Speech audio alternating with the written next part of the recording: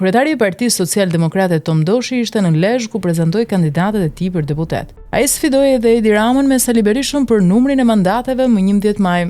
Kreu i PSD-s thotë se partia e tij në Lezhë do të marrë një mandat në zgjedhjet parlamentare të 11 majit. Më pas ai tha se qeveria e ardhshme duhet të ketë prioritet shëndetësinë dhe rritjen e ndihmës sociale për shtresat në nevojë. Për këtë, Doshi dha shembullin e mungesës së një pajisje në spitalet e vendit që kushton sa 300 metër rrugë, por që shpëton jetë njerëzish. Social-demokratët synojnë që pas zgjedhjeve të 11 majit të krijojnë grupin e tyre parlamentar. Kreu i PSD-s në takimet elektorale fajson dy partitë mëdha, PS dhe PD, për gjendjen e vështirë ku ndodhet Shqipëria. Në vitin 2013, Sali Berisha la pushtetin e korruptuar. Edhe sot vjen turp kur sheh gjysmën e qeverisë në burg dhe hetim. Si mund të shkojmë në Europë kur ne s'kemi aparatura për të sëmurët? Si mund të shkojmë në Europë kur pensionet tona janë 100 euro? Si mund të shkojmë në Europë kur akoma s'kemi ndarë tokat? Janë hapur fjalë se do të bashkëpunojmë me Sali Berishën. Më parë bën Edi Rama koalicion me Sali Berishën sesa Tom Doshi me Sali Berishën, shton kreu i PSD-s. Takimet elektorale të kësaj force politike vijojnë në gjithë vendin ndërsa socialdemokratët synojnë që në zgjedhjet e 11 majit, përveç se të sigurojnë grup parlamentar deputetësh, janë edhe forca politike që do të vendosë qeverinë e ardhshme.